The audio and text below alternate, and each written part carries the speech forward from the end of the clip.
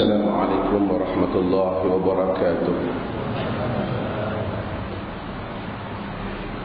الحمد لله نحمده ونستعينه ونستغفره ونعوذ بالله من شرور أنفسنا ومن سيئات أعمالنا.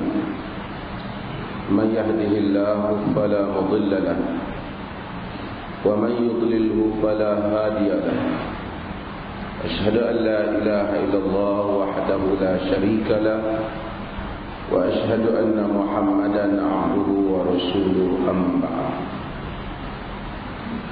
Hadirin dan hadirat yang dirahmati Allah Subhanahu wa taala. Kita baca hadis yang berikutnya dalam Kitabul Umuril Al-Munhi Anha. Kitab berhubung dengan perkara-perkara yang dilarang untuk dilakukan ataupun diamalkan. Bab tahrimi wasli sya'r, bab larangan menyambung rambut. Wa an Asma radhiyallahu anha anna imra'atan sa'alat an-nabiy sallallahu alaihi wasallam faqala ya Rasulullah inna ibnati asabatha al-khasbah fatamarraqa sya'ruha wa inni zawwajtuha afa asilu fihi faqala la'ana Allahu al-wasilata wal mawsulah. Muttafaqun alaih. Daripada Asma radhiyallahu anha bahawa seorang perempuan annamra'atan sa'alat Nabi sallallahu alaihi wasallam, bertanya Nabi sallallahu alaihi wasallam. Faqalat, wanita itu berkata, ya Rasulullah, wahai Rasulullah, inna banati asabatha al-khasbah atau asabatha al-khasbah, sesungguhnya anak perempuanku telah ditimpa khasbah. Khasbah ni mungkin boleh kita terjemahkan sebagai macam demam, macam penyakit kulit, macam demam campak yang naik merah di kulit, yang anak perempuan dia kena, dia nak macam juga dengan kurak berkudir sikitlah. Fatamarraqa sya'ruha, maka rambutnya itu menjadi rentung. Boleh juga jadi tamarraq ni bermakna intatharu ataupun gugur rambutnya. Wa inni zawwajtuha, dan aku ni akan kahwinkan dia. Nak kahwinkan dia, dah putus dah, akan kahwinkan dia dengan suami dia yang dah ada. Apa asilu fi, bolehkah aku sambung rambutnya supaya nanti laki dia tak terkejut tengok rambut dia rentung atau rambut dia tak ada. Faqal, kata Nabi sallallahu alaihi wasallam, la'ana Allahu al-wasilah, Allah melaknat orang yang menyambung rambut, wal mausulah, yang disambung, yakni perempuan yang disambung. Dalam sebahagian riwayat lain dia wal mustawsilah, dan orang yang meminta supaya rambut dia disambung. Hadis ini kita nak kena bincang sedikit kerana ada perbezaan para fuqaha dalam memahami konteks hadis ini. Daripada Asma radhiyallahu anha, Asma radhiyallahu anha ni ialah Asma binti Abi Bakr As-Siddiq radhiyallahu anha. Asma anak kepada Abu Bakar As-Siddiq, kakak kepada Aisyah radhiyallahu anha. Lebih kurang perbezaan umur antara dia dengan Aisyah isteri Nabi sallallahu alaihi wasallam tu lebih kurang 10 tahun begitu. Paling tinggi pun sedikit 12-13 tahun. Asma, kita tahu Aisyah ialah anak Abu Bakar Siddiq. yang Abu Bakar kawinkan dengan Rasulullah sallallahu alaihi wasallam. Dan jadi Rasulullah ni menantu Abu Bakar Siddiq. Abu Bakar Siddiq tu di samping dia bapa saudara Nabi di samping sahabat Nabi sallallahu alaihi wasallam, dia adalah bapa mertua Nabi sallallahu alaihi wasallam. Sama dengan Umar bin Khattab radhiyallahu anhu. Dia kawinkan anak dia dengan Nabi, iaitu siapa? Hafsah binti Umar. Dan Umar tu adalah sahabat Nabi sallallahu alaihi wasallam. Dalam masa yang sama dia merupakan pak mertua Nabi sallallahu alaihi wasallam. Jadi hubungan yang hebat hubungan yang hebat.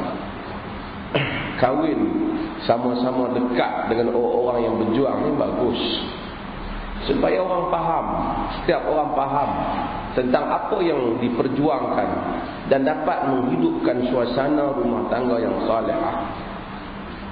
Jadi kalau kita yang tak kahwin itu, kahwinlah dengan sahabat-sahabat yang dekat, yang dia pun ahli mengaji juga. Orang faham, orang mari kuliah, orang amalkan hadis Nabi, sunnah Nabi, jadi mudah.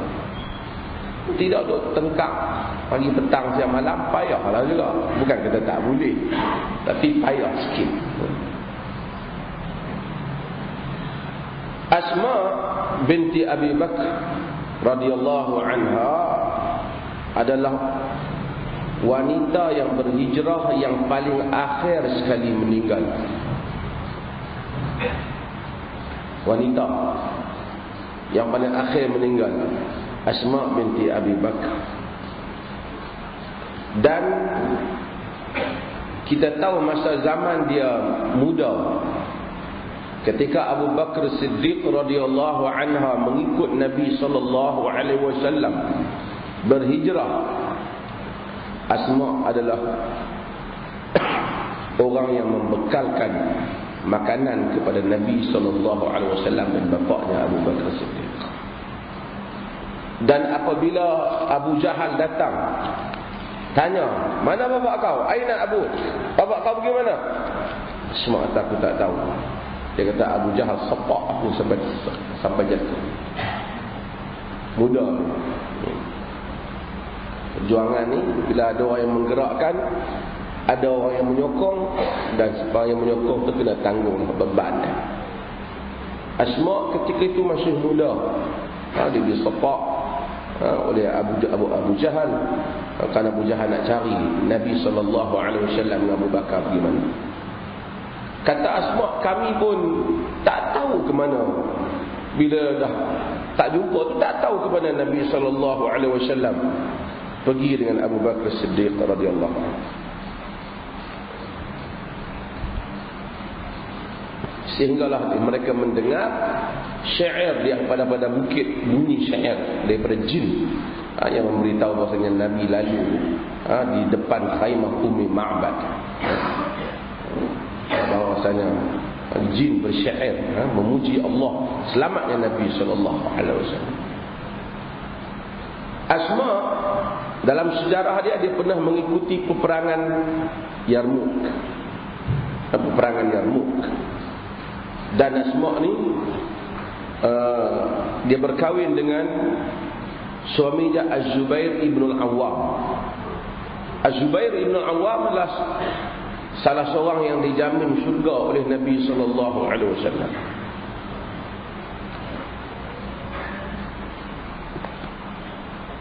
Dan Asma pada akhir hayat dia dah uzur. Badan dia agak gemuk sedikit dan mata dia buta. Kita kalau tengok orang buta yang kata Tuhan hukum, jangan. Ramai sahabatnya akhir hayat mereka mata buta. Disebabkan kerana umur, kadang-kadang disebabkan kerana sakit, kerana terlalu tua, mereka boleh buta.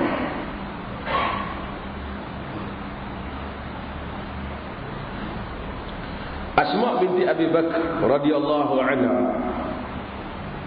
disebut dalam sebahagian riwayat turunnya firman Allah Ta'ala, la yanhakumullahu 'anil ladzina lam yuqatilukum fid din wa lam yukhrijukum min diyarikum an tabarruhum wa tuqsitu ilaihim. Allah tak larang kamu buat baik kepada orang yang tidak memerangi kamu dalam agama kamu dan mengeluarkan kamu daripada kampung halaman kamu. Kata ayat ni antara sebab turunnya ialah apabila Asma datangnya ke rumah dia, mak dia yang ketika itu Qutailah, ibu dia nama dia, belum Islam. Jadi nak bagi hadiah kepada dia.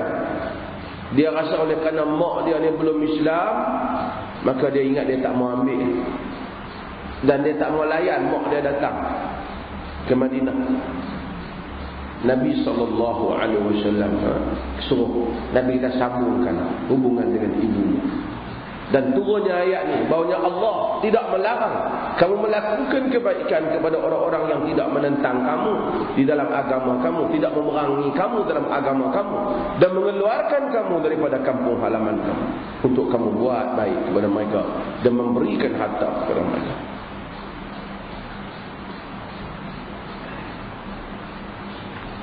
Dalam hayat Asma, Zubair talakkan dia. Dia kata Zubair talak. Macam itulah dalam rumah tangga ni, Zubair ni orang salih ya. Pernah marah sekali macam nak tampak.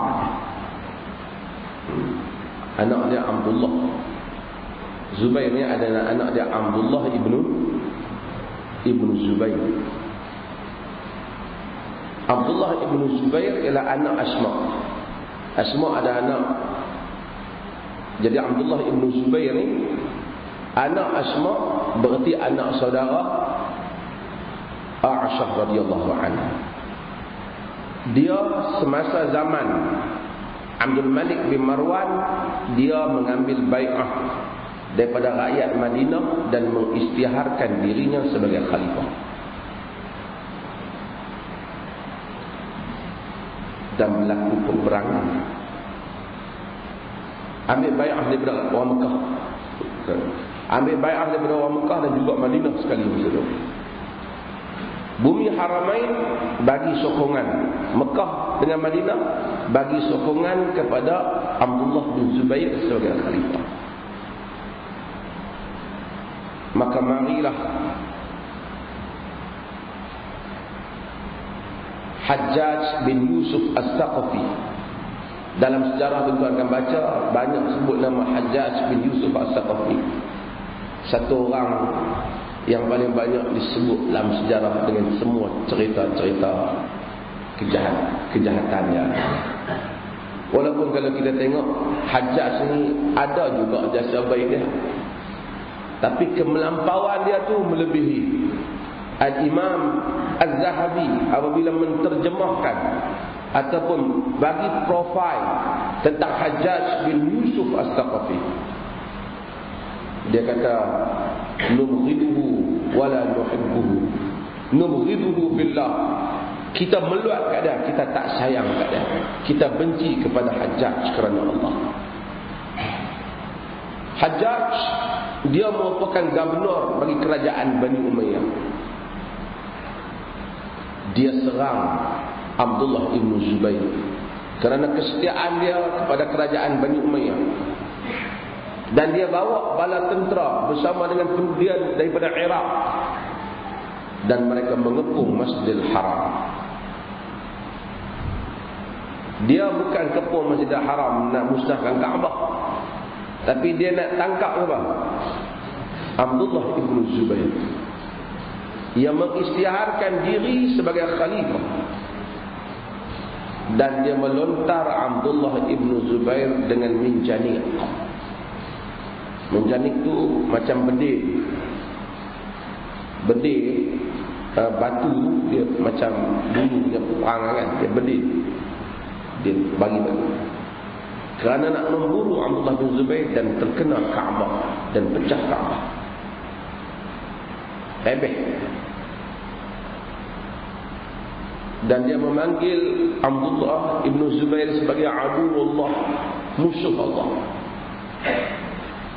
Dia kata dia buat itu kerana Allah, kerana nak memerangi orang yang menentang khalifah.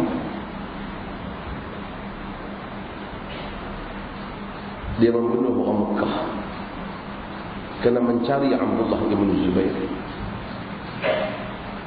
Kalau kita nak tengok jasa, Hajjaj ni ada jasa. Salah satu jasa dia kepada tuan-tuan dan saya dan semua, membariskan Quran. Dia ambil berat sikit tentang masalah perkembangan Quran ni. Cuma zaman dia tak ada musabaqah, tidak dia jadi penganjur. Dia ambil berat dia sampai kita baca hari ni ada baris, ada titik Hajjaj bin Yusuf As-Saqafi. Dan dikatakan dia hafal. Tapi kononnya dia terlalu setia kepada kerajaan Bani Umayyah. Dia berperang menentang Abdullah ibn Zubair, dan Abdullah ibn Zubair pun dia berkubu di dalam kawasan Masjidil Haram. Maka kepung dia dan dia ada pengikut dia. Abdullah ibn Zubair anak Az-Zubair ibn Al-Awwam. Az-Zubair ibn Al-Awwam salah seorang sahabat Nabi yang dijamin syurga. Asyara mubasysyirin bil jannah, 10 yang dijamin syurga. Salah seorang tu, sahabat semua dijamin syurga, tapi special punya jaminan 10. Talha bin Ubaidillah, Abdul Rahman bin Auf, khulafa yang 4, dan Abdullah bin Zubair.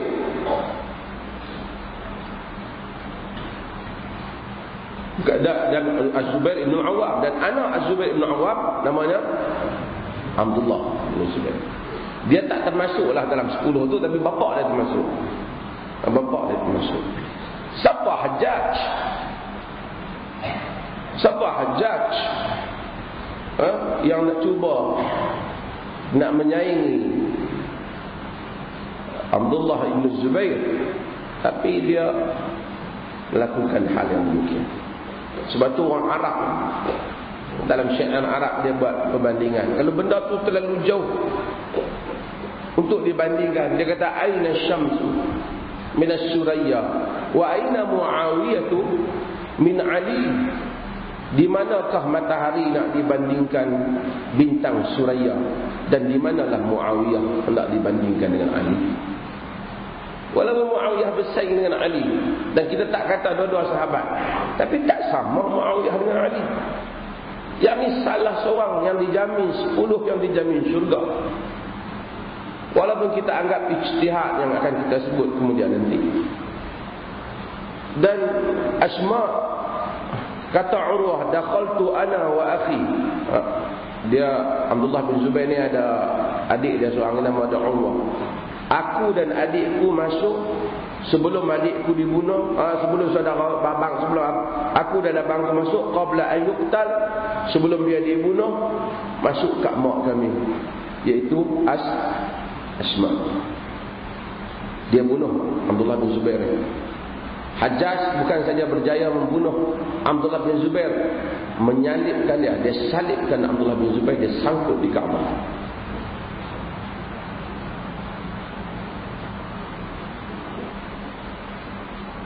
Dan kita akan tengok dia bunuh orang yang terakhir dia bunuh ialah Sa'id bin Jubair, seorang ulama tabi'in. Yang Sa'id kata jangan bagi dia bunuh siapa dah patut ni ya Allah. Hajjaj dia kata pada akhir, setiap orang yang aku bunuh, aku nampak Allah balas aku sekali, tapi Sa'id bin Jubair Allah balas 100 kali.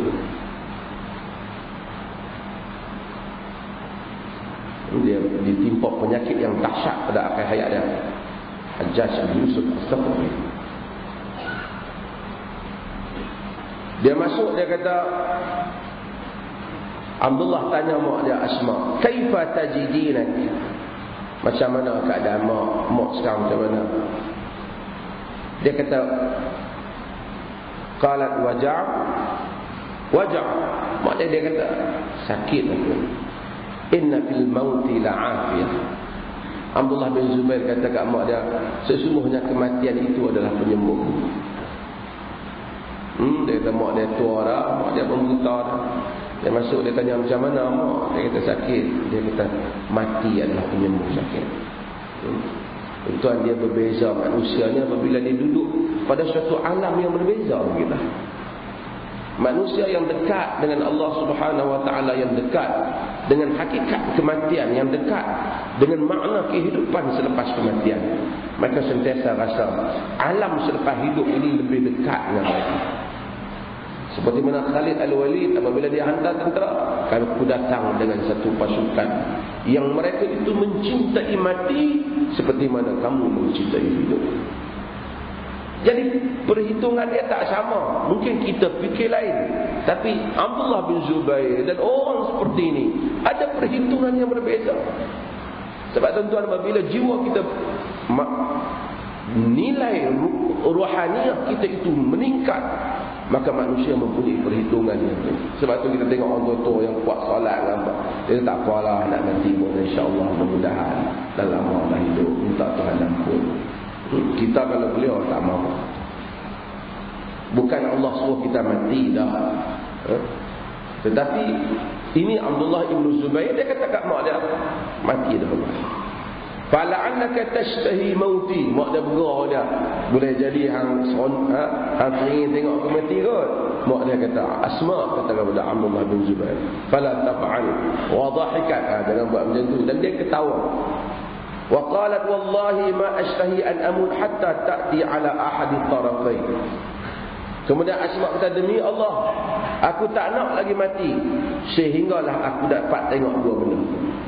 Imma an tuqtal fa ahtasib, sama ada engkau mati dibunuh, dan maka aku dapat doakan supaya aku makan dapat pahala di atas perjuangan kau jadi syahid, aku ibu syahid. Wa imma an taghfar fataqirru 'ainai, wa imma an taghfar fataqirru 'ainai, ataupun nanti engkau menang maka hati aku pun menjadi, jiwaku pun menjadi sejuk. Dan ternyata Abdullah bin Zubair perang besar dengan Hajjaj yang bawa gerombolan yang besar mengepung Kaabah, dan akhirnya dia dapat membunuh Hajjaj, jaya membunuh Abdullah bin Zubair. Dan Hajjaj bila dia bunuh Abdullah bin Zubair, dia masuk kepada Asma. Dia masuk pergi jumpa Asma. Pasal dia tak berani sentuh Asma ni. Pasal Asma ni anak Abu Bakar As-Siddiq dan merupakan isteri kepada Az-Zubair ibn Awam, ni nama besar. Ya ummah, inna amirul mu'minin wassani bika fahal laki min hajah. Wahai ibu, Amirul Mukminin, yakni Abdul Malik bin Marwan. Abdul Malik bin Marwan pun satu hal, dia yang hantar Hajjaj. Dan Hajjaj ini memang satu kepala bengong. Dia mari dan dia buat apa saja yang dia suka. Walaupun mungkin Abdul Malik bin Marwan tidak setuju dengan tindakan Hajjaj, tetapi Abdul Malik bin Marwan bertanggungjawab kerana membiarkan Hajjaj yang datang ke Madinah, ke Mekah. Tapi Abdul bin Malik bin Marwan pesan supaya bila jumpa Asma, kau jangan buat lebih kurang kat dia. Jadi dia kata, Amirul Mukminin pesan, adakah engkau wahai ibu ada apa-apa hajat? Supaya bagi tahu aku, kata Asma, lastu laki bi ummin, aku bukan mak kau. Senang-senang bunuh anak orang, pergi buat baik dengan orang. Walakin ummul maslum ala ra'si saniyah, tetapi aku adalah anak manusia yang telah disalibkan, yaitu Abdullah bin Zubair. Wa mali min hajah walakin uhaddithu, aku tak ada hajat, tetapi aku ingin menceritakan hadis kepada engkau. Sami'tu Rasulullah sallallahu alaihi wasallam yaqul, aku mendengar Rasulullah sallallahu alaihi wasallam bersabda, yakhruju fi Thaqif kadzab mubir, fa amma kadzab faqad ra'ayna, yani al-mukhtar. Wa ammal mubir fa anta. Rasulullah kata akan keluar daripada Thaqif seorang kadzab, pendusta, seorang lagi manusia yang menjahanamkan orang lain secara berluas-luasa. Adapun kadzab, pendusta, kita tahu iaitu Mukhtar yang mengaku bahawa Jibril datang kepada dia, yang mengaku jadi nabi. Dia tu nabi dah habaq dah akan keluar. Adapun al-mubir, manusia yang menjahanamkan orang lain, engkau. Nabi tak sebut nama, tapi aku tahu confirm kau. Kata Asma. Dan apabila Abdullah ibn Zubair meninggal, Asma berada di dalam Masjidil Haram. Dan kemudian Abdullah ibn Umar masuk ke dalam Masjidil Haram. Dan dia tengok Asma, tentulah anak dia meninggal. Dan dia sandar di tiang Masjidil Haram. Dan dia kata, Abdullah bin Umar kata, inna hadhihi al-jusas laysa bi syai', innamal arwah 'inda Allah fattaqi wasbiri. Abdullah bin Umar ni anak Sayyidina Umar. Dia pun tak suka, tapi nak buat apa? Hajjaj main dengan tentera. Inna hadhihi al-jusas laysa bi syai', sesungguhnya tubuh kita ni tak ada apa. Kata Abdullah bin Umar, wa innama arwah 'inda Allah, sesungguhnya ruh di sisi Allah. Fattaqillah wasbiri, takutlah pada Allah dan sabarlah. Nasihat Abdullah bin Umar kepada dia. Asma ni Hajjaj dia besar. Asma ni Nabi pernah tegur dia. Asma ni pernah macam-macam dia. Sahabiah. Satu hari Nabi tengok dia duduk tolong suami dia Az-Zubair, tolong pikul atas kepala dia ni, letak atas bawah dia ni biji kurma nak tanam kat kebun. Nabi tengok, Nabi lalu dengan sahabat-sahabat ni bawa kenderaan. Nabi kesian kat dia. Nabi kata, Nabi kata, mari naik kenderaan itu saya bawa. Mari naik. Hadis ni menunjukkan juga kerana ada mazhab yang mendakwa ada aliran ataupun ada pandangan ulama yang kata wanita tak wajib sama sekali tolong suami pun tak wajib. Ni antaranya mazhab Ustazah TV3. Wanita tak wajib sama sekali tolong suami. So, wanita isteri ni duduk di rumah saja. Dia tak perlu tolong, dia tak perlu apa.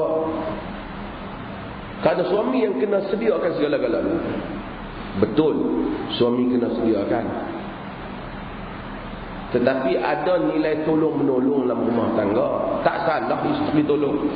Buktinya Nabi tengok Asma tanggung bijirin ini.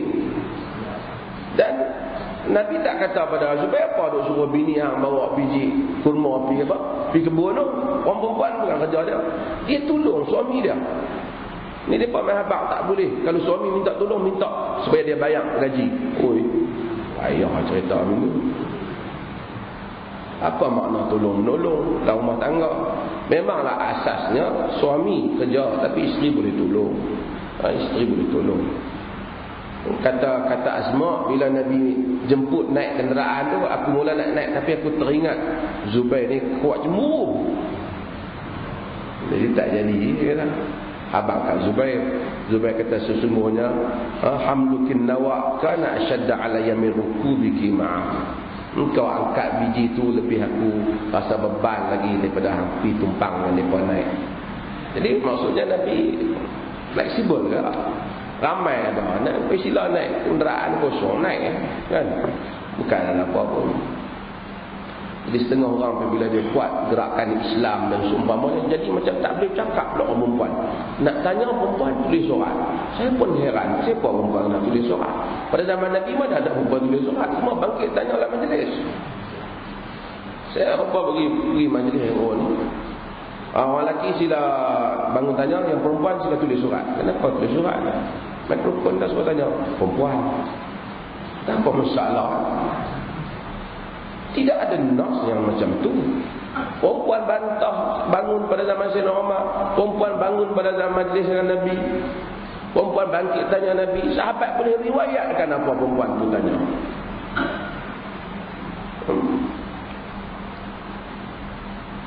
Dalam hadis tentang Rubai' binti Muawiyah, kita akan tengok bagaimana Rubai' dia kahwin. Nabi hadir majlis perkahwinan dia. Dan dia yang menghidangkan untuk tetamu lelaki makanan. Dia pengantin perempuan. Dia angkat. Dia ada dua tentang perempuan ni. Ada yang terlalu bebas sangat, sehingga semua boleh naik joget, tak pakai apa pun, tak tutup aurat ke apa, sampai boleh duduk dengan lelaki, tepuk sana tepuk sini, yang tu melampau lah. Ada sampai perempuan langsung seolah-olah terputus, tak boleh cakap dengan lelaki. Ini bukan semangat daripada hadis. Kebanyakannya ialah tradisi Arab, terutamanya Arab Teluk, yang dicuba dibawa ke dalam masyarakat. Sebenarnya ada ruang. Perempuan boleh tanya, lelaki boleh jawab. Tapi taklah sampai dua orang naik kereta pergi sana sini, itu tak boleh lah. Tapi ada ruang seperti mana dalam hadis-hadis yang kita baca. Balik pada kisah Asma, dan akhirnya kita tahu bahawasanya, dan Asma kata bila dia tengok Asma kata, wa ma yamna'uni wa qad uhdi ra'sa Yahya bin Zakaria ila baghi min baghaya Bani Israel. Kata Asma, apa yang menghalang aku? Aku tak ada masalah apa. Aku telah bagi hadiah Yahya bin Zakaria, yakni Nabi Yahya, bagi kepada penyangak ataupun orang jahat, pelacur daripada pelacur-pelacur Bani Israel, iaitu Hajjaj. Orang Jemaah dah Hajjaj. Dan Asma ni meninggal pada tahun 73 Hijrah, selepas beberapa hari Abdullah ibn Zubair meninggal. Hajjaj bin Yusuf As-Saqafi bunuh anak dia, dan dia mati sedikit. Dia tak ada cerita lah, tapi dia mati. Masa tu sebenarnya kerana krisis politik. Sebab itu Muhibbuddin Al-Khatib kata, dosa yang paling besar sekali dalam Islam ialah orang yang memulakan tangan membunuh Uthman bin Affan. Selepas dibunuh Uthman bin Affan, berpecah orang Syam dengan mazhab Syam, mazhab politik.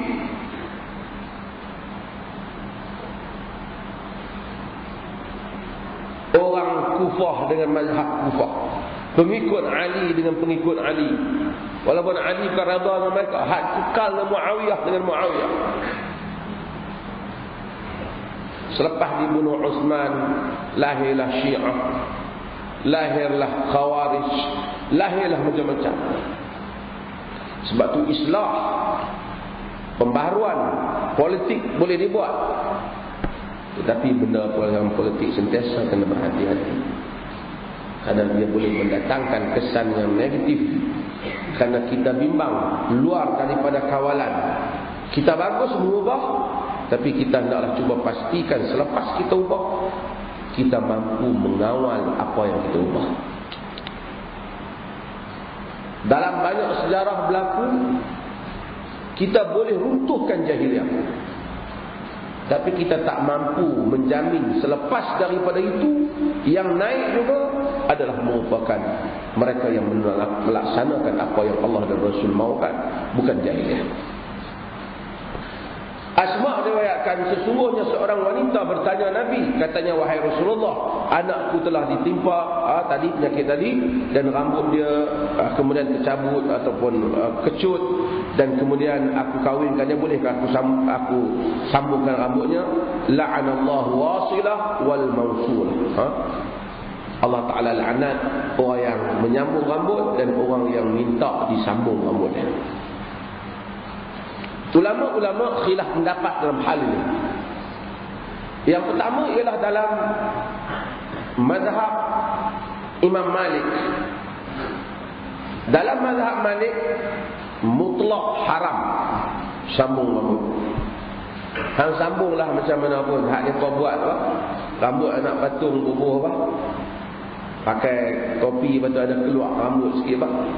Tocang kan? Haram. Kalau berdasar mazhab Imam Malik. Sambunglah macam mana pun.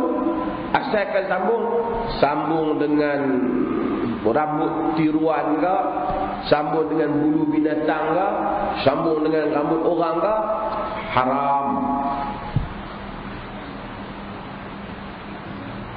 Dalam mazhab al-Imam Syafi'i dia sikit ada perbezaan. Dia kata jika sambung dengan rambut kita dengan rambut orang, ambil rambut orang mati kita sambung,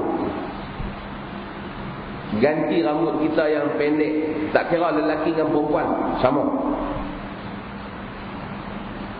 kata dia haram. Tetapi jika bukan rambut adami, bukan sya'ar adami, bukan rambut orang, dan bukan rambut binatang yang najis. Dulu dia tak ada lagi teknologi yang boleh buat rambut daripada apa? Bahan selain daripada yang tidak berasal rambut orang, buat daripada bahan kimia dan seumpamanya. Ni tak ada dulu. Tapi dia kata kalau ada rambut yang bukan rambut orang, bukan daripada binatang yang najis, daripada bulu dan seumpamanya, pendapat dalam mazhab Syafi'i dia kata harus.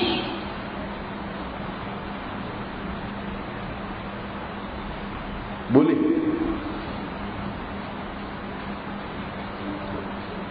Berlaku kalau kita tengok ulama-ulama hadis seperti Al-Hafidh Ibn Hajar Al-Asqalani, dia haramkan. Namun jika kita baca dalam hadis-hadis, Allah Ta'ala alam, kalau tanya kita baca dalam fatwa, setengah fatwa sekarang ni, hatta dia kata apa saja berdasarkan hadis Jabir, apa saja yang bersambung dengan rambut perempuan haram. Kalau dia buat apa bunga atas kepala rambut dia tu, bunga tiruan dia pun mereka haramkan juga. Wallahu ta'ala alam. Kalau tanya saya bersama dengan pendapat yang menyatakan ia haram dalam keadaan tertentu. Yang pertama, dia haram jika disambung dengan rambut orang ataupun binatang yang najis, seperti kata mazhab al-Imam Syafi'i. Kemudian jika disambung dengan benda yang lain daripada dua tu, dia juga haram jika adanya unsur ghish wazur, iaitu unsur penipuan. Kerana tujuannya Nabi nak mengelakkan penipuan. Tak mau satu orang kahwin dengan satu orang perempuan, dia tengok lampu rambut, pegang-pegang, botak. Dia tahu bahawasanya dia ditipu. Maka sebab itu nanti dilarang juga cukur kening dan seumpamanya. Kerana itu menjadikan wanita berkenaan tak asli dan tertipu kepada lelaki yang berkahwin dengan dia. Nanti tahu, oh lah, hari itu tengok lawa, tengok dekat, betul-betul kahwin, tak lawa. Umpamanya dia rasa tertipu, tak boleh. Islam menentang semua unsur penipuan. Jika sekiranya dia tak ditipu dan dia tahu hakikat isteri dia,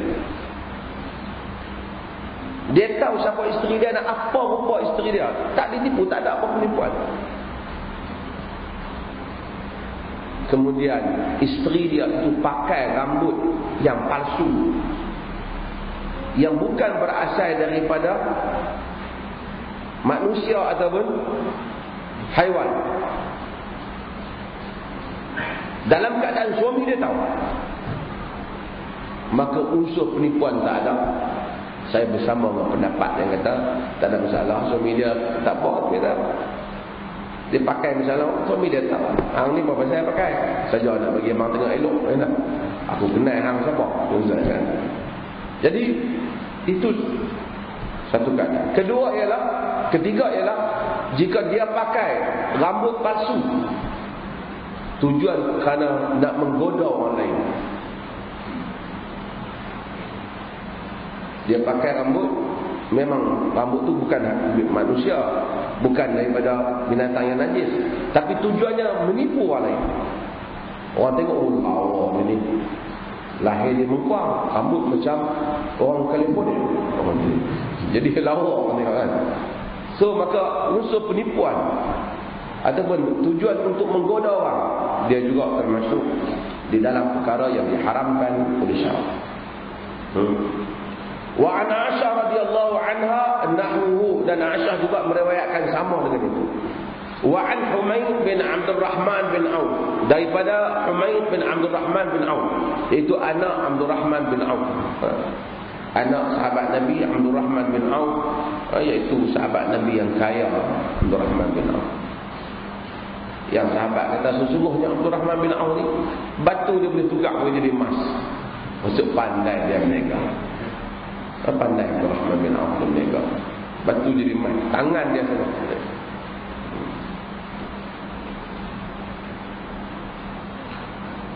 Nabi jamin dia masuk syurga. Nabi jamin dia masuk syurga.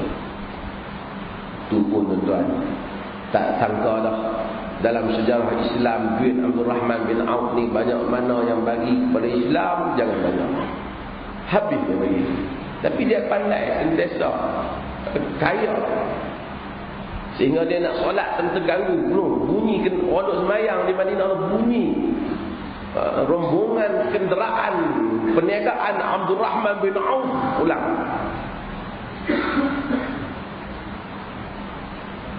Dengan dia bagi pada jalan Allah, dengan Nabi jamin lagi dia masuk syurga. Allah tak sangkalah dia. Tu pun dekat-dekat nak mati, pada akhir-akhir hayat dia, bila orang hidangkan makanan pada dia, macam kita cerita dulu, dia menangis. Dia tengok makanan, dia teriak, dia menangis. Dia kata, mata Mus'ab bin Umair wa huwa khairun minni. Telah matilah Mus'ab bin Umair, dia lebih baik daripada aku. Mus'ab, anak orang kaya, kemana Mus'ab lalu di Mekah, semua orang tahu wanginya perfume Mus'ab bin Umair. Tapi bila dia ikut Nabi SAW, mak dia tak mau makan. Mak dia yang sentiasa menjadi sponsor, yang berikan apa kau nak ambil, jadi anak orang kaya. Tak ikut Muhammad. Mak dia kata, aku tak mau makan. Wallahi la ya'ul law kana laki mi'atan nafs fa kharajat nafsan nafsa ma taraktu dina Muhammad. Demi Allah, wahai ibu, jika kau ada 100 nyawa dan nyawa itu keluar satu persatu, aku tidak akan meninggalkan agama Muhammad. Allah. Pergi, Nabi hantar dia pergi kepala dakwah di Madinah, daripada anak orang kaya mati. Kata Abdul Rahman bin Auf, "Ghutiya ra'suhu bada rijlah wa ghutiyat rijlahu bada ra'suhu." Tutup kepala dia, nampak kaki dia. Tutup kaki dia, nampak kepala dia. Tak cukup kan? Dia mati tu kan nak tutup dia pun tak cukup. Punya korban. Telah mati Hamzah, dia lebih baik daripada aku. Pun tak cukup dia. Hari ini macam-macam telah. Aku takut kebaikan ini telah Allah dahulukan di dunia, tak sempat kita makan di akhirat. Siapa? Abdul Rahman bin Auf. Dia bimbang kenikmatan yang dia dapat tu Allah segerakan, sehingga tak ada lagi habuan dia di akhirat. Menangis Abdul Rahman bin Auf, dan dia tinggalkan makanannya. Tak ada berakhir. Sahabat Nabi wafat, sahabat semua pakat duduk, tak apalah kami duduk tunggu hari mati lah, kami juga ada tempat kat sana. Padahal Nabi memang jamin dia. Abu Ayyub Al-Ansari yang tadi itu, bila Nabi datang, semua orang kata, Rasulullah rumah saya, Rasulullah rumah saya. Di Yathrib, di Madinah, minta Rasulullah duduk di rumah dia.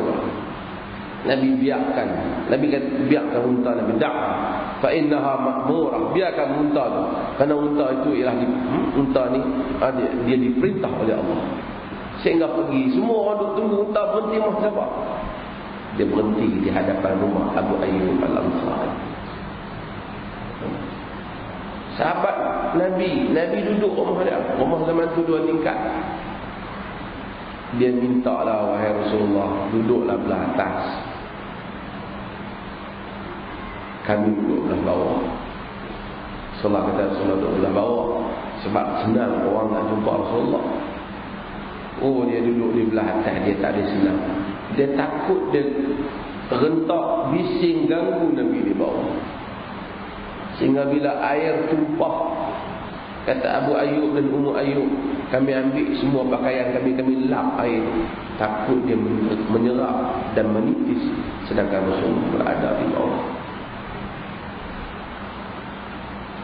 Rasulullah jadi tetamu dia, duduk rumah dia, sehingga Rasulullah ada rumah. Hebat Abu Ayyub Al-Ansari. Tapi mati dari mana? Kubur dia di Istanbul.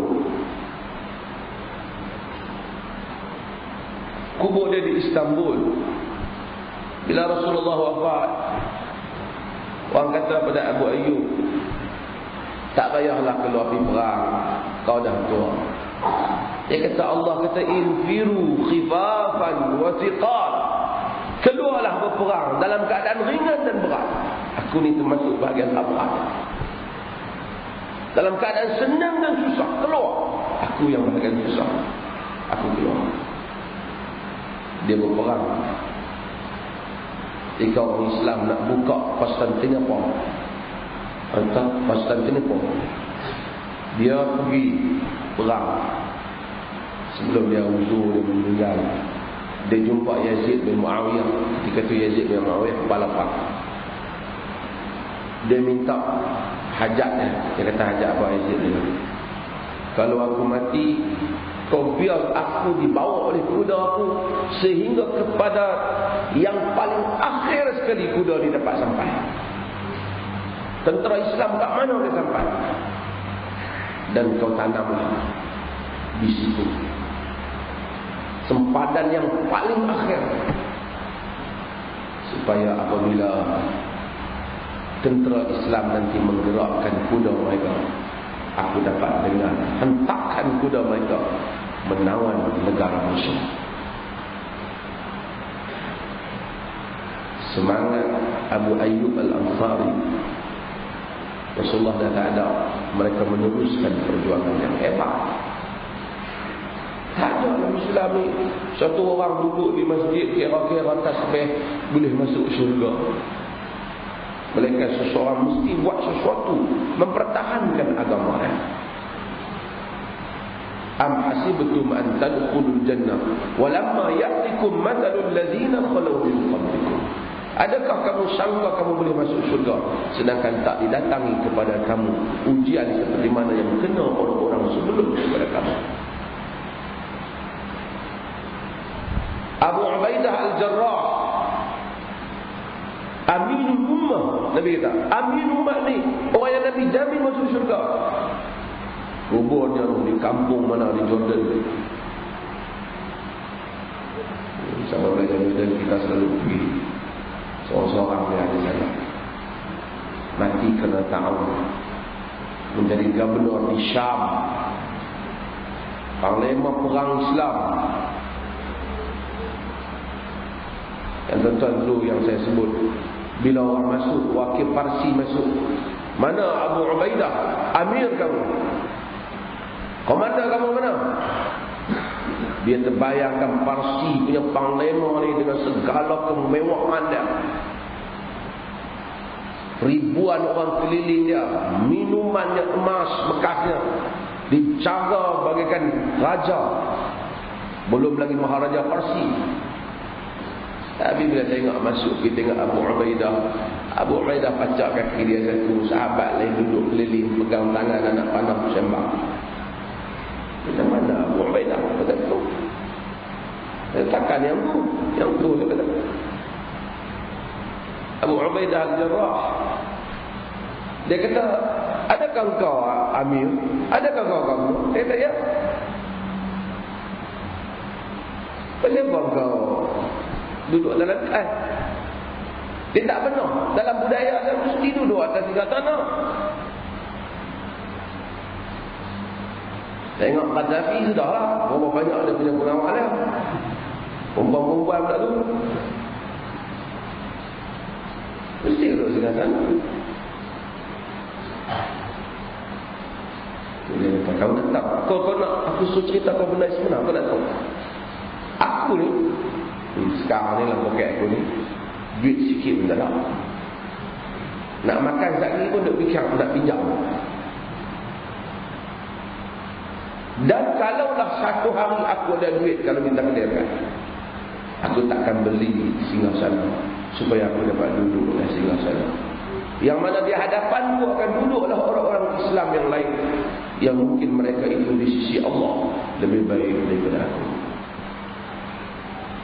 Abu Ubaidah Al-Jarrah, Aminul Ummah wa Haqqul Amin, Amin hadhihi ummah,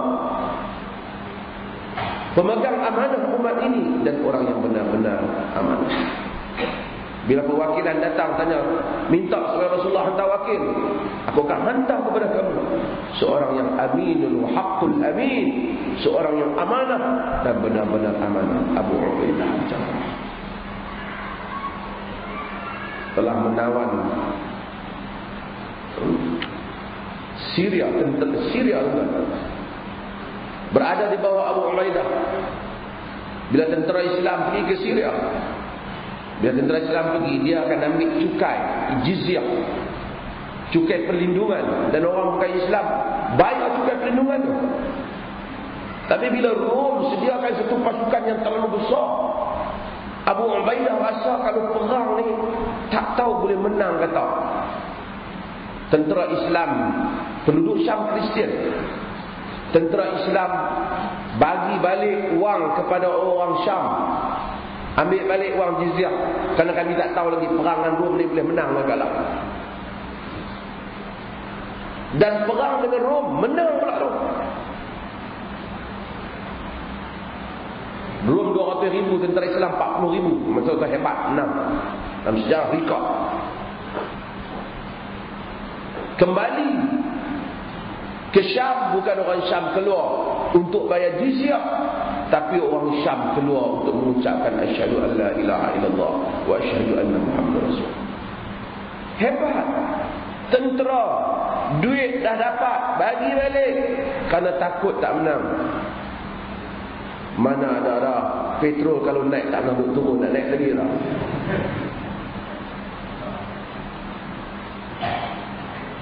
Ini ambil, bagi balik. Sebab tu saya kata pada wartawan, apabila 50 tahun negara merdeka dengan meletakkan Islam sebagai agama rasmi, tetapi 50 tahun makin hari makin orang bukan Islam mempersoalkan banyak perkara tentang Islam dan keliru dengan banyak benda tentang Islam. Bukan salah Islam, tapi salah pengamalan yang disandarkan kepada Islam yang ada dalam negara ini. Orang bukan Islam patutnya 50 tahun lebih, mereka akan clear apa itu Islam, akan jelas apa itu Islam.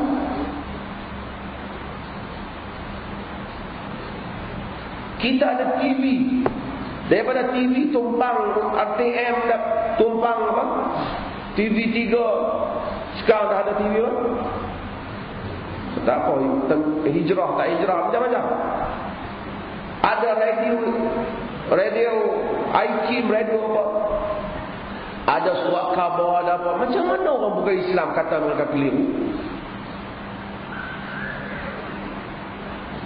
Mereka tak patut keliru, melainkan kita terang sehingga mereka keliru. Apa mereka tak bening? Macam saya sebut, menyanyi boleh, Allah selamatkan sultan, tapi sebut nama Allah salah.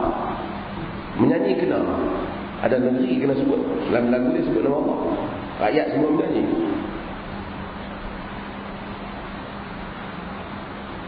Buat masjid boleh, dialah naik pasang perabung semua, pasang kapet, masuk masjid salah.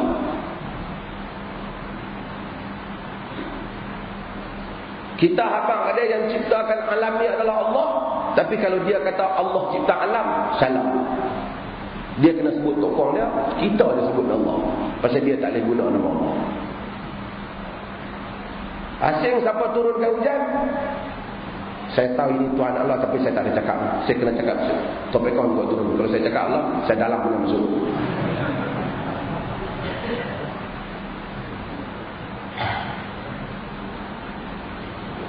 Keliru. Tu tak kira lagi yang penceramah dalam TV, yang tak apa-apa. Cerita-cerita yang kadang-kadang bukan saja bukan Islam, keliru. Pertubuhan wanita petikaikan tentang wanita dalam Islam. Sebab apa? Pasal penceramah tentang wanita tu bagi keliru. TV tak tahu, entah hadis-hadis macam-macam. Ini adalah satu benda yang tak wajar. Islam baru pergi bayar jizyah, ya, faham tak? Masuk Islam dah 50 tahun, orang bukan Islam makin hari pertikaikan Islam. Dan bukan saja itu, orang Islam ada yang nak keluar Islam. Kita tak faham.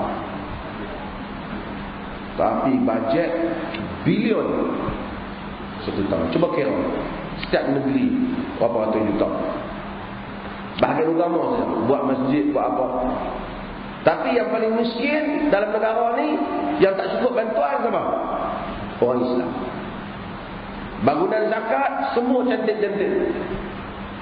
Kereta-kereta pejabat zakat semua tukar-tukar baru. Tapi orang hak tak dapat zakat, hak makcik mempak tak pergi sekolah, tak ada makanan, jantung lubang, tak ada, semua orang Islam. Cerita kutipan 100 juta.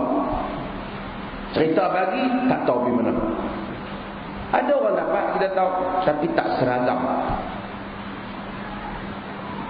Lepas tu bahaya tuan-tuan. Penceramah pun main ceramah. Tuan-tuan kita kena jaga.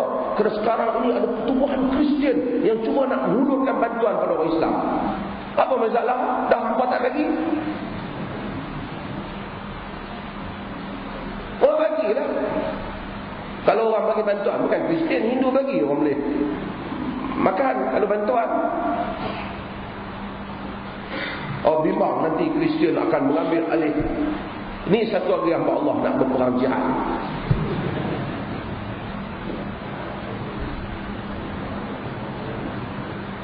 Nak perang tak apalah, kita tak ada masalah. Kalau betul pada keadaannya orang perang jihad, tapi jangan perang dengan benda yang tak ada.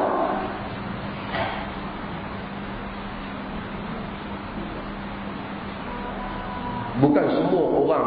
Sebab tu dalam hadis Nabi, ada orang yang mati dalam medan jihad, Nabi kata dia huwa finnar, dia masuk neraka.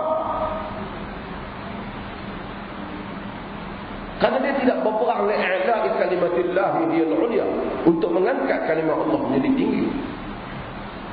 Saya tak apalah kalau betul nak angkat kalimah Allah, tak apa-apa lah. Yang Allah kena tahan dalam bang kita lah. Allah Ta'ala tak apa. Tapi kena pasti ya, tak boleh pergi bunuh orang tak pasal-pasal. Kita jangan rampas hak orang, dan kita pertahan hak kita, tak apa. Saya tak setuju juga orang kata agama Islam sama dengan agama lain. Kita tak terima.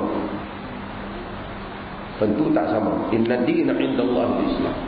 Tapi Islam ada nilai yang mulia yang tidak mungkin mereka salah. Annahu sami'a Muawiyah radhiyallahu anhu 'am al-hajj wa huwa 'ala al-mimbar. Dia mendengar Muawiyah radhiyallahu anhu.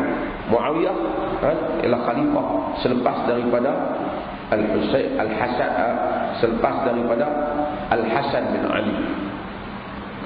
Khalifah ni pertama Abu Bakar Siddiq, kemudian Umar bin Khattab, kemudian Uthman bin Affan, kemudian Ali bin Abi Talib, kemudian beberapa bulan Al-Hasan bin Ali. Hasan bin Ali serahkan kepada Muawiyah bin Abi Sufyan. Tuan-tuan, Muawiyah bin Abi Sufyan ni ya sahabat Nabi, ada kelebihannya. Nabi beritahu dia antara umat Nabi yang awal yang kabur dan bahar, perang. Tapi oleh kerana sejarah telah coretkan wajah Muawiyah dengan wajah yang buruk. Sebahagian besarnya riwayat yang tak benar, kononnya Muawiyah yang kemudian, sehingga kita susah nak jumpa orang bubuh nama anak dia Muawiyah. Kecuali anak Ustaz Fajar kita nama Muawiyah sebenarnya. Okey. Terkecualian. Sedangkan di kalangan ahli bait sendiri ada anak dia nama Muawiyah. Sebab pada gambaran Muawiyah itu teruk. Dan riwayat-riwayat itu sebagai besarnya tidak benar.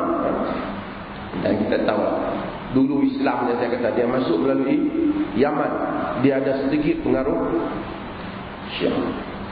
Minumlah air ini dan laknatlah Yazid. Tengok dalam bekas-bekas jampi dulu-dulu kan, minumlah air ini dan laknat Yazid bin Muawiyah. Dia ada unsur Syiah. Bukan kita kata Yazid itu betul, tapi unsur Syiah. Sama macam saya kata jampi kiri, kanan, berkat doa baginda Ali, tongkat Ali, kacir Fatimah. Wa huwa ala mimbar yatanawalu qussatin min sya'r. Dia di atas mimbar dan kemudian dia ambil kanat fi yadi harasi, dan dia ambil rambut, segumpal rambut, senak usah ni, rambut di belakang bubur ni yang berada di tangan penjaga tu dia ambil. Ni pun satu Muawiyah ni sahabat Nabi, tapi dia punya zaman dia ada harasi, dia ada pengawal. Sedangkan khulafa dulu tak ada pengawal. Tapi ini politik terdedah pada perubahan dan keperluan. Muawiyah, dia Sayyidina Umar lantik jadi gubernur di Syam. Bila Umar pergi ke Syam, tentulah gubernur nak sambut dia. Umar buat tak tahu. Dia jalan, dia naik kuda dia buat tak tahu. Muawiyah ni dia badan gemuk sikit. Dia kejarlah Sayyidina Umar. Amirul Mukminin. Dia kata, wahai Amirul Mukminin. Umar buat tak tahu. Abdul Rahman bin Auf kesian kat Muawiyah. Gubernur, khalifah mai melawat buat tak tahu. Kita macam menteri besar, PM mai buat tak tahu dia. Hang siapa? Umar apa? Susah hati dia. Muawiyah, dia Amirul Mukminin. Abdul Rahman bin Auf ni anak bapa Abdul Rahman ni kesian, dia baik dengan Umar. Dia kata at'amta rajul ya Amirul Mukminin. Bagi letih ya. Umar turun kuda dia tu, ambil batu balik dia. Balik ke Muawiyah, balik dia. Kena Muawiyah kata, pasal apa wahai Amirul Mukminin? Pasal apa wahai Amirul Mukminin? Aku dengar orang beritahu, kau duduk sini jadi gubernur sini ni, kau pasang pengawal.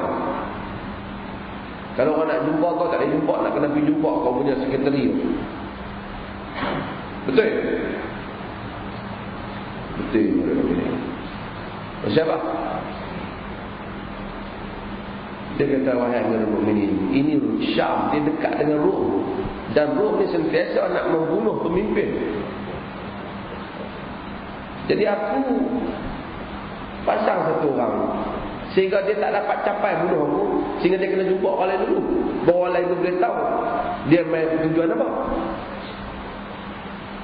Umar dia kata, Muawiyah, engkau ni setiap kali aku tanya memang ada jawapan. Kalau sekiranya benar, itu satu pulang mereka. Jika tidak benar, itu satu penipuan yang bijak. Tapi Umar tak kata dia tipu sebenarnya. Umar, buktinya Umar kekalkan jawatan dia. Umar ni sensitif, cukup sensitif dengan gubernur. Dengar berita buruk sikit pecah. Dia telah buang Sa'ad bin Abi Waqqas, padahal bukan salah pun. Tapi dia tak buang Muawiyah.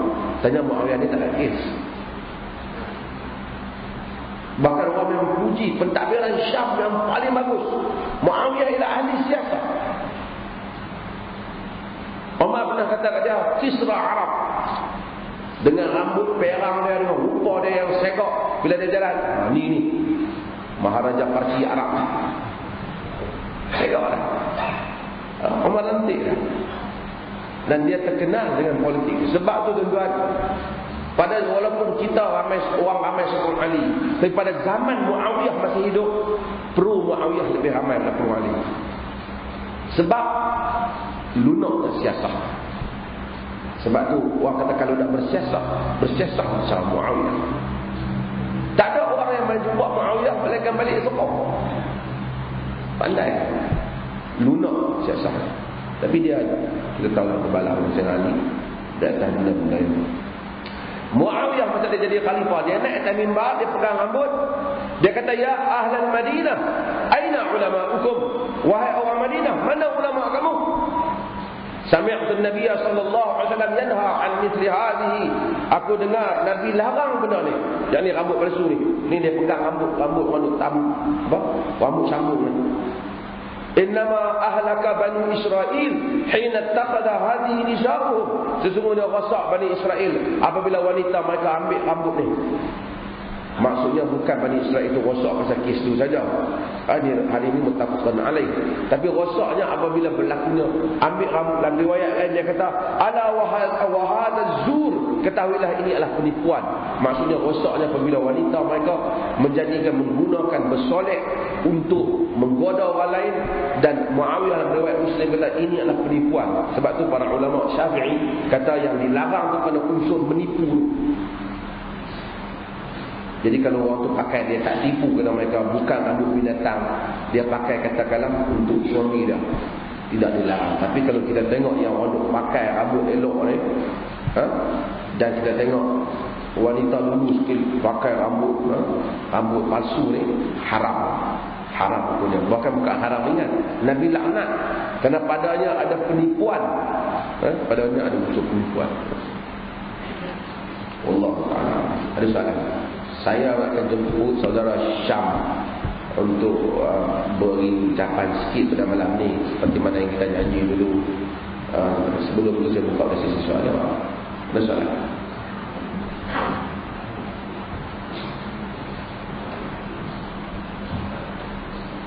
Ya. Ya.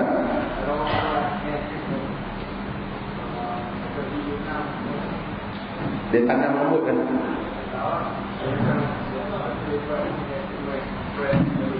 Kalau tanam rambut termasuk dalam larangan tu. Tapi kalau dia buat treatment daripada botak, dia boleh tumbuh rambut kekal, disuburkan semula rambut, tidak termasuk dalam larangan. Kerana itu mengembalikan proses biasa bagi ada rambut balik.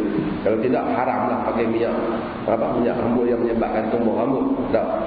Tapi kalau tanam rambut termasuk dalam hal. Itu pun ulama khilaf antara mazhab Syafi'i dengan mazhab Malik. Ada soalan?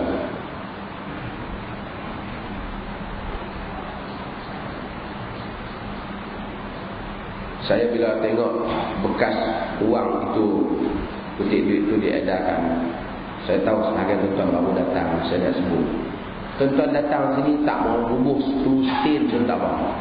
Tak mau bubuh duit tu pun tak apa. Duit ni bukan kata put main kuliah sini kena yuran, enggak ada. Kalau bagi ni kita boleh maintenance dewan ni. Lagi kita tengok pergi kuliah ni tak ada duit ni, nak main tak boleh, tak ada duit. Tak apa, tak ada duit tu sudah bubuh.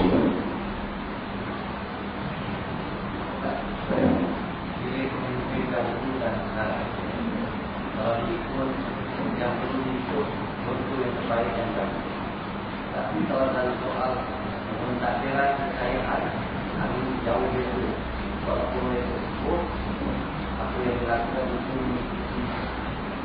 mungkin kepada sahabat itu walaupun mereka. Saya pun ada kata-kata di dalam sahabat mereka hanya berjumpa di ruang dalam.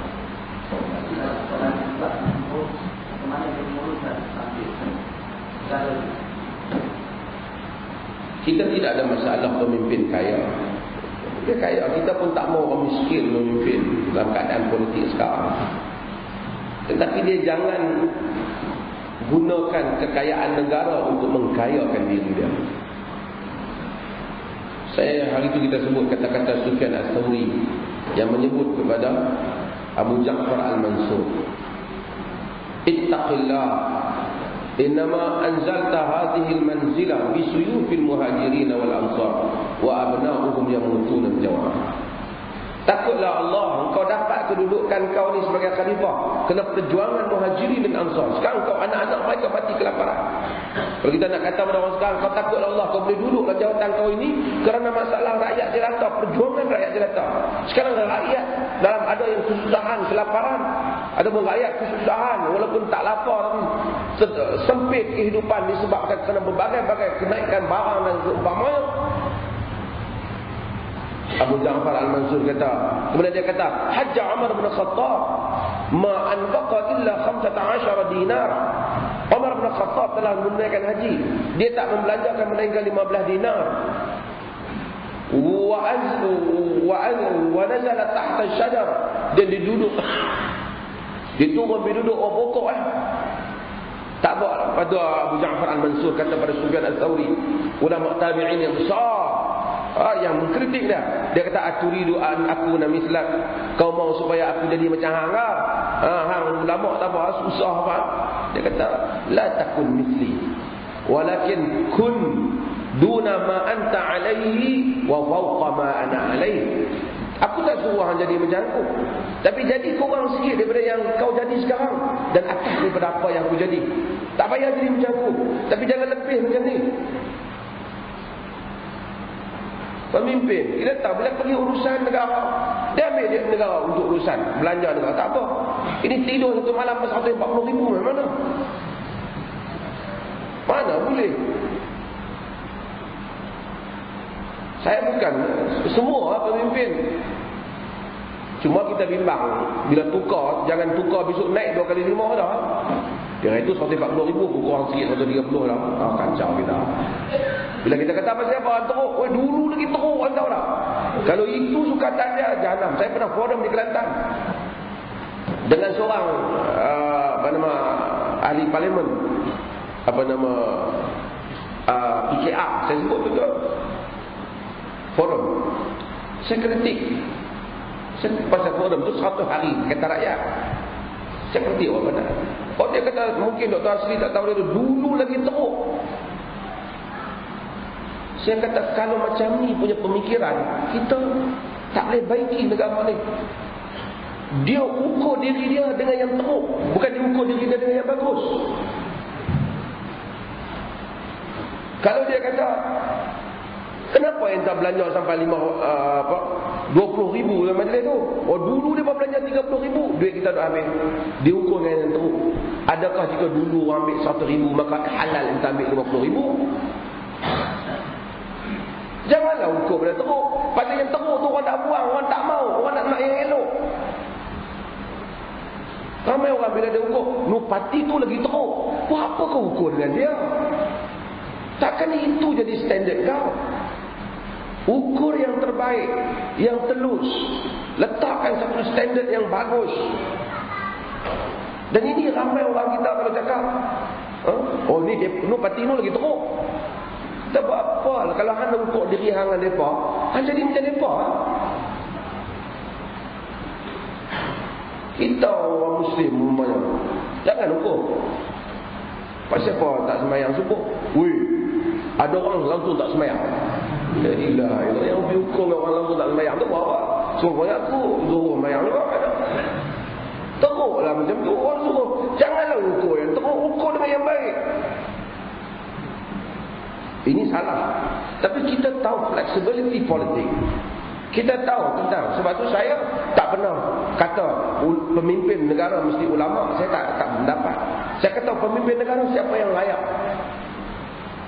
Dulu para cendekiawan Islam meletakkan mesti syarat mustahid dan seumpamanya. Itu syarat pada zaman tersebut. Sekarang zaman itu pun kadang-kadang bukan ada nas yang jelas.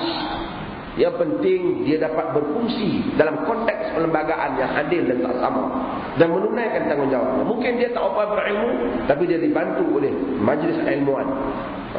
Dia mungkin kalau bukan sains, pemimpin yang bukan saintis, boleh memajukan negaranya dalam teknologi dan sains. Takkan pemimpin yang bukan ulama profesional biasa tak boleh memajukan agama dalam negara? Boleh. Kerana itu bukan semua dia nak kena ijtihad, bukan semua dia nak kena buat. Kita tak kisah, yang penting pemimpin mesti telus. Al-quwwah dan al-aman. Mesti ada kemampuan dan mesti ada amanah. Wallahu a'lam.